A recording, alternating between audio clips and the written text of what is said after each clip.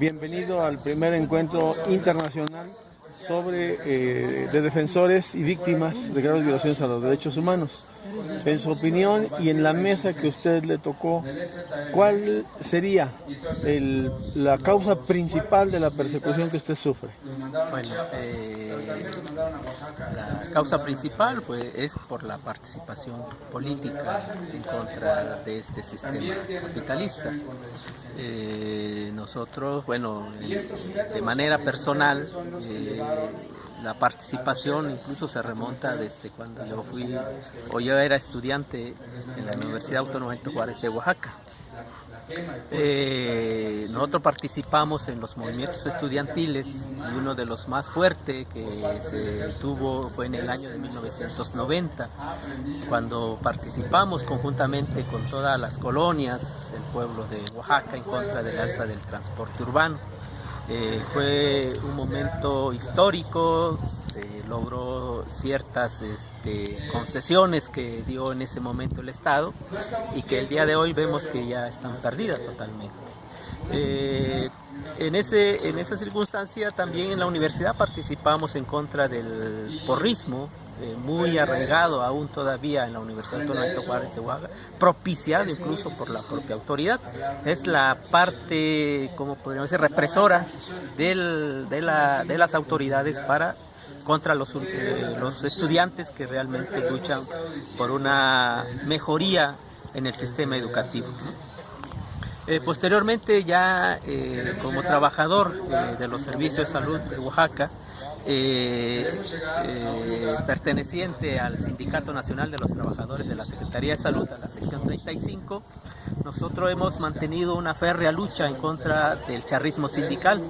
Sabemos que ese sindicato es totalmente un sindicato corporativista, muy ligado al Estado. Es decir, no es un sindicato que defienda los intereses de los trabajadores, al contrario, es un sindicato que le sirve al Estado para mantener acallado al trabajador. Y hemos luchado en el 2004, luchamos muy férreamente, incluso fuimos supuestamente expulsados del sindicato por dar una lucha en contra de ellos, pero hasta en estos momentos pertenecemos. Al final y al cabo no se refleja en la situación de la cuota que nos quitan ellos. Entonces hemos seguido, posteriormente ya luchamos en contra de la privatización de la salud, la mal llamada universalización de la salud, que es más que nada la privatización de la misma. ¿Sobre la huelga? La huelga, hemos estado en esa lucha en contra de la privatización.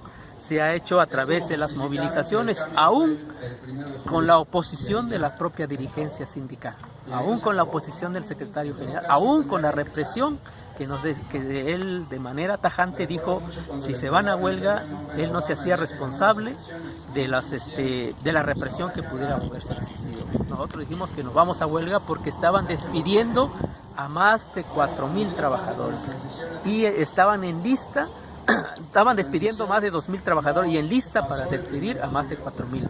Es decir, era la implementación de la reforma a la salud para la privatización de la misma.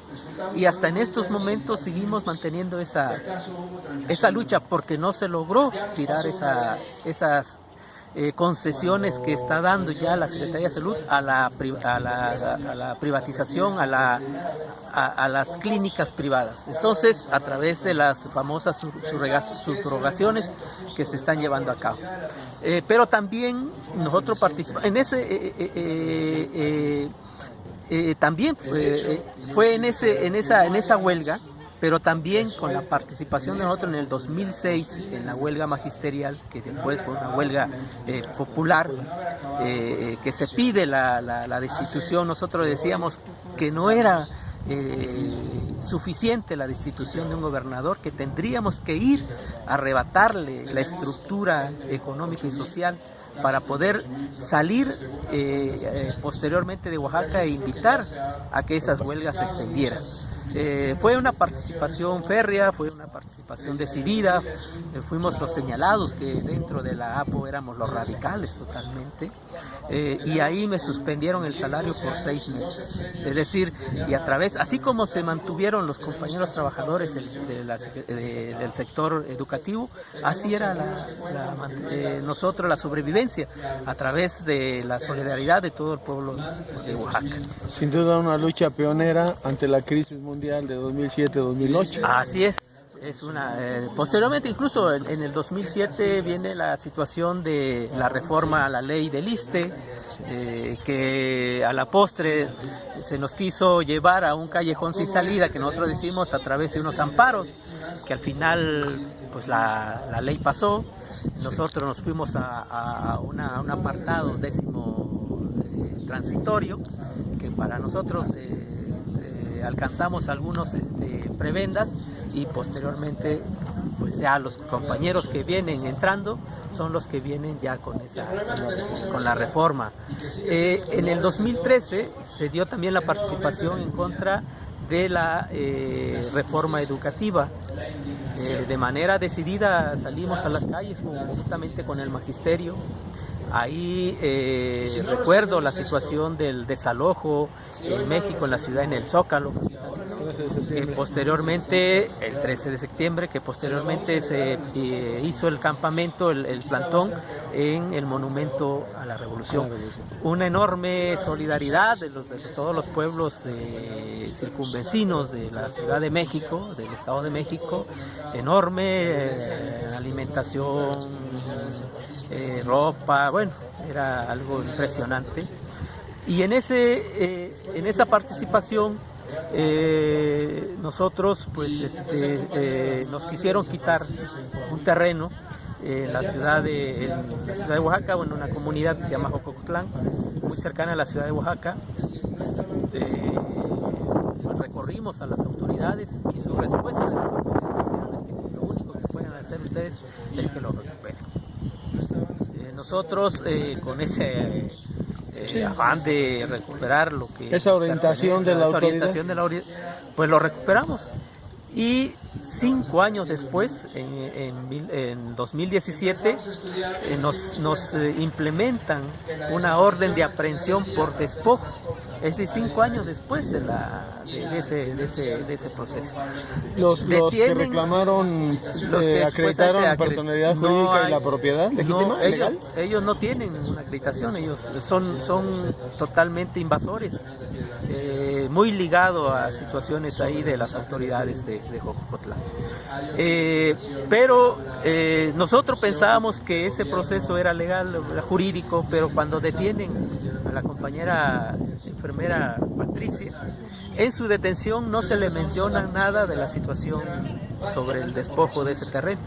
Las preguntas que le hacían era respecto a mi participación en el movimiento, respecto a dónde trabajaba. Le dijeron específicamente que ella podía haber sufrido levantones, secuestros, o incluso haber aparecido en la calle muerta. Es decir, en el transcurso de la compañera que lo tuvieron primero paseando y después al penal, no se le dijo la circunstancia del por qué había sido detenida. Posteriormente, ya en los separos, ella le dicen que tuvo suerte, porque al fin y al cabo no pasó alguna otra circunstancia mayores. Y fue hasta cuando el ingreso al penal fue cuando le dijeron a ella, bueno, es que te detenemos por una situación de delito de despojo. Y hasta ahí nada más. Una fabricación totalmente, de una acusación, incluso de un proceso legal y de una detención. Así es. Incluso ellos tienen la información de mis hijos, de dónde laboro, a dónde frecuento constantemente, de las propiedades que supuestamente tenemos. Eso fue la situación que ellas le hacían llegar. Es decir, ella, a través de pago de fianza, salió a las 12 de la noche, cuando fue detenida a las 3 de la tarde del 17 de julio del 2017. A mí, pues entonces, para en ese entonces nosotros logramos un amparo a nivel federal en contra de la orden de aprehensión y ese amparo se nos concedió hasta el día 5 de noviembre del 2018. Bueno, cuando nosotros ya nos citaron posteriormente para que pagáramos